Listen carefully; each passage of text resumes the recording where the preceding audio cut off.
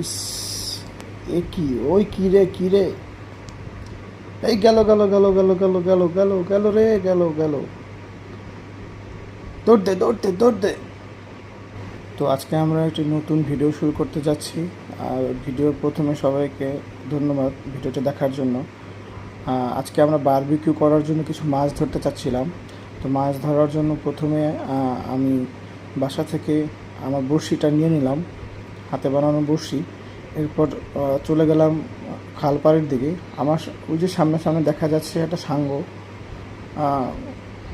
ও আসলে অনেক বুদ্ধিমান, অনেক চালাক, এক কথায় বলা যায় ছোটো মরিচ। যাই হোক, মাছ ধরার জন্য প্রথমে কিছু টোপ নিলাম, যেটা এক কথায় বলা যায় কেঁচো, মাছ ধরার জন্য উপকরণ।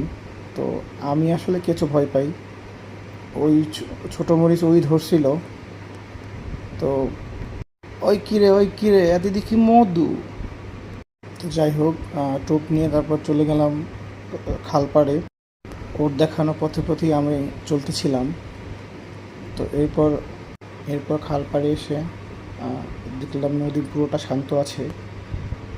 ছিপ ফেললাম, অনেকক্ষণ বসেছিলাম, কোনো মাছের দেখা নাই। ছোট ছোট মাছ খাবার নিয়ে চলে যাচ্ছিল। এরপর জায়গা স্থানান্তর করলাম। এরপর অবশেষে মাছের দেখা মিলল, ছোট একটি মাছ। বাট মাছ না পাওয়া সোজা পুকুরে, বাট এসেই কুপোকাত। ও, এই দাঁড়া দাঁড়া দাঁড়া দাঁড়া, পড়ে গেল পড়ে গেল, দৌড়তে দৌড়তে দৌড়তে মাছ। অনেকগুলো মাছ ধরেছি। আর এটা হলো খাপাসি, আমাদের কুকুর। ও অনেক ভালো।